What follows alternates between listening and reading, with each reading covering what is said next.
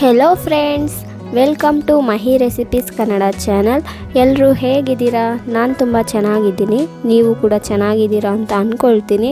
ಇವತ್ತಿನ ವಿಡಿಯೋದಲ್ಲಿ ನಾನು ಹೆಲ್ತಿಯಾದ ಸೋಯಾ ಗೀ ರೈಸ್ ರೆಸಿಪಿ ಮಾಡ್ತಾಯಿದ್ದೀನಿ. ಗೀ ರೈಸ್ ರೆಸಿಪಿ ಆಲ್ರೆಡಿ ನಮ್ಮ ಚಾನಲ್ನಲ್ಲಿ ಅಪ್ಲೋಡ್ ಮಾಡಿದ್ದೀವಿ. ಇದು ಸೋಯಾ ಗೀ ರೈಸ್. ಸೋಯಾ ಚಾಂಪ್ಸ್ಲಿ ತುಂಬ ರಿಚ್ ಪ್ರೋಟೀನ್ ಕಂಟೆಂಟ್ಸ್ ಇರುತ್ತೆ. ತುಂಬ ಹೆಲ್ದಿ ಆದದ್ದು, ಮಕ್ಕಳಿಗೂ ತುಂಬ ಒಳ್ಳೆಯದು, ತುಂಬ ಇಷ್ಟಪಟ್ಟು ತಿಂತಾರೆ. ಬನ್ನಿ ಈ ಸೋಯಾ ಗೀ ರೈಸ್ ರೆಸಿಪಿ ಯಾವ ರೀತಿ ಮಾಡೋದಂತ ನೋಡೋಣ. ಮೊದಲಿಗೆ ಸ್ಟವ್ ಆನ್ ಮಾಡಿ ಪಾತ್ರೆ ಇಟ್ಕೊಂಡು 2 ಟೇಬಲ್ ಸ್ಪೂನ್ ತುಪ್ಪ ಮತ್ತು 2 ಟೇಬಲ್ ಸ್ಪೂನ್ ಎಣ್ಣೆ ಹಾಕ್ಕೊಳ್ತಾ ಇದ್ದೀನಿ. ಎಣ್ಣೆ ಸ್ವಲ್ಪ ಬಿಸಿಯಾದ ಮೇಲೆ 1 ಟೀ ಸ್ಪೂನ್ ಕಸ್ತೂರಿ ಮೇಥಿ, 3 ಏಲಕ್ಕಿ, 3 ಮರಾಠಿ ಮೊಗ್ಗು, 2 ಪೀಸಸ್ ಚಕ್ಕೆ, 5 ರಿಂದ 6 ಲವಂಗ ಇವೆಲ್ಲ ಹಾಕಿ ಲೈಟಾಗಿ ಫ್ರೈ ಮಾಡ್ಕೊಳ್ತಾ ಇದ್ದೀನಿ. ಎಣ್ಣೆ ತುಂಬ ಬಿಸಿ ಆದಮೇಲೆ ಹಾಕಬೇಡಿ, ಫ್ಲೇವರ್ ಇರೋಲ್ಲ. ಅದಕ್ಕಾಗಿ ಜಾಸ್ತಿ ಎಣ್ಣೆ ಬಿಸಿ ಆದಮೇಲೆ ಹಾಕಬೇಡಿ.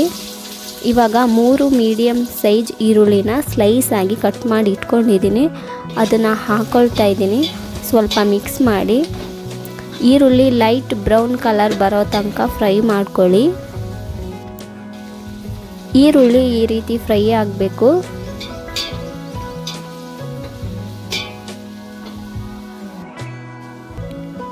ಈರುಳ್ಳಿ ಫ್ರೈ ಆಗಿದೆ.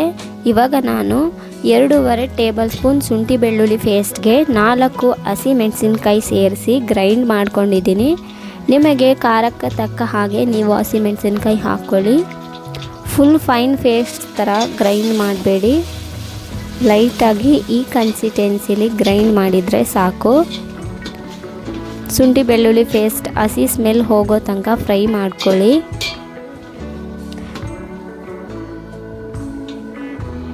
ನೋಡಿ, ಇವಾಗ ಶುಂಠಿ ಬೆಳ್ಳುಳ್ಳಿ ಪೇಸ್ಟ್ ಚೆನ್ನಾಗಿ ಫ್ರೈ ಆಗಿದೆ, ಎಣ್ಣೆ ಬಿಟ್ಕೊಳ್ತಾ ಇದೆ. ಈ ಟೈಮಲ್ಲಿ 1 ಬೌಲ್ ಆಗೋವಷ್ಟು ಕೊತ್ತಂಬರಿ ಪುದೀನಾನ ಕಟ್ ಮಾಡಿ ಇಟ್ಕೊಂಡಿದ್ದೀನಿ. ಅದನ್ನು ಸೇರಿಸಿ ಮಿಕ್ಸ್ ಮಾಡಿ ಸ್ವಲ್ಪ ನೀರು ಹಾಕಿ ಫ್ರೈ ಮಾಡ್ಕೊಳ್ಳಿ.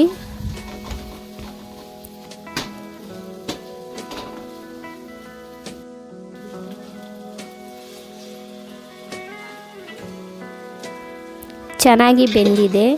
ಇವಾಗ 50 ಗ್ರಾಮ್ ಆಗೋವಷ್ಟು ಸೋಯಾಬೀನ್ನ 2 ಸಾರಿ ಚೆನ್ನಾಗಿ ವಾಶ್ ಮಾಡಿ ಇಟ್ಕೊಂಡಿದ್ದೀನಿ. ಇದನ್ನು ಸೇರಿಸಿ ಮಿಕ್ಸ್ ಮಾಡಿ ಫ್ರೈ ಮಾಡ್ಕೊಳ್ತಾ ಇದ್ದೀನಿ. ಸೋಯಾಬೀನ್ ಇಷ್ಟಪಟ್ಟು ತಿನ್ನೋದಾದರೆ ನೀವು ಜಾಸ್ತಿ ಹಾಕ್ಕೊಳ್ಳಿ. ನಾನು 50 ಗ್ರಾಮ್ದು 1 ಪ್ಯಾಕೆಟ್ ಹಾಕಿ ಮಾಡ್ಕೊಳ್ತಾ ಇದ್ದೀನಿ. ಚೆನ್ನಾಗಿ ಮಿಕ್ಸ್ ಮಾಡಿ ರುಚಿಗೆ ಬೇಕಾದಷ್ಟು ಉಪ್ಪು ಹಾಕ್ಕೊಳ್ಳಿ. ನಾನು 2 ಟೇಬಲ್ ಸ್ಪೂನ್ ಉಪ್ಪು ಹಾಕ್ಕೊಳ್ತಾ ಇದ್ದೀನಿ.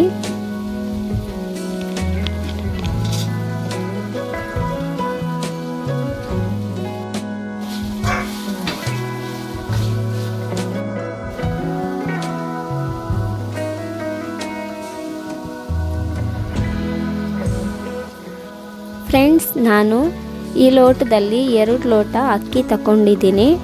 2 ಲೋಟ ಅಕ್ಕಿಗೆ ಕರೆಕ್ಟಾಗಿ 4 ಲೋಟ ನೀರು ಹಾಕ್ಕೋಬೇಕು. ಆದರೆ ನಾನು 3 ಲೋಟ ನೀರು ಮತ್ತು 1 ಲೋಟ ಹಾಲು ಹಾಕ್ಕೊಳ್ತಾ ಇದ್ದೀನಿ. ಹಾಲು ಹಾಕೋದ್ರಿಂದ ಗೀ ರೈಸ್ ವೈಟ್ ಕಲರ್ಲಿ ತುಂಬ ಟೇಸ್ಟಾಗಿ ಇರುತ್ತೆ. ನೀವು ಹಾಲು ಇಷ್ಟಪಡೋಲ್ಲ ಅಂದರೆ 1 ಲೋಟ ಕೊಕೊನಟ್ ಮಿಲ್ಕ್ ಹಾಕ್ಕೋಬೋದು.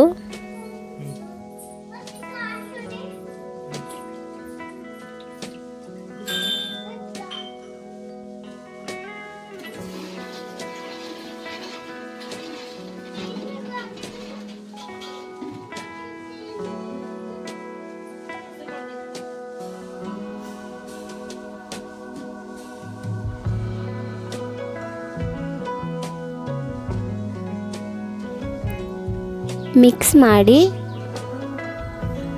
ನೀರು ಕುದಿಯೋ ತನಕ ವೆಯ್ಟ್ ಮಾಡಿ. ನೀರು ಚೆನ್ನಾಗಿ ಕುದೀತಾ ಇದೆ.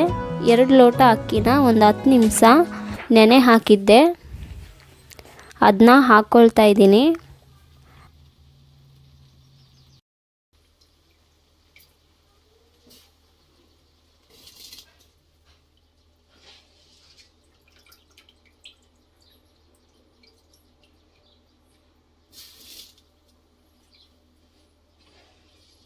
ಅಕ್ಕಿ ಕುದೀತಾ ಇದೆ. ಇವಾಗ ಒಂದು ಚಿಕ್ಕ ನಿಂಬೆ ಹಣ್ಣಲ್ಲಿ 1/4 ನಿಂಬೆ ಹಣ್ಣಿನ ರಸ ಸೇರಿಸ್ಕೊಳ್ತಾ ಇದ್ದೀನಿ.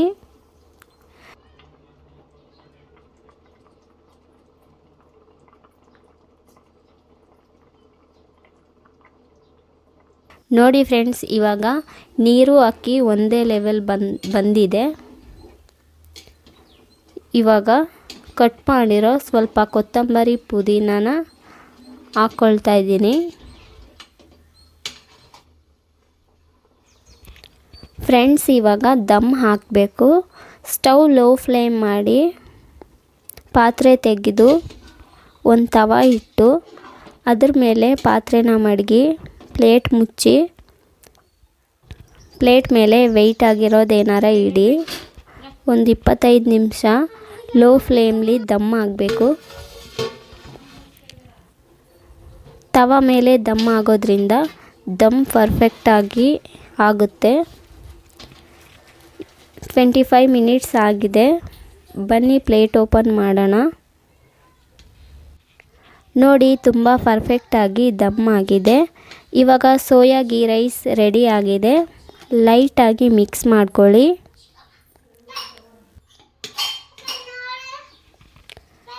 ಬನ್ನಿ ಫ್ರೆಂಡ್ಸ್, ಹೆಲ್ತಿಯಾದ ಸೋಯಾ ಗೀ ರೈಸ್ನ ಇವಾಗ ಸರ್ವ್ ಮಾಡ್ಕೊಳ್ಳೋಣ.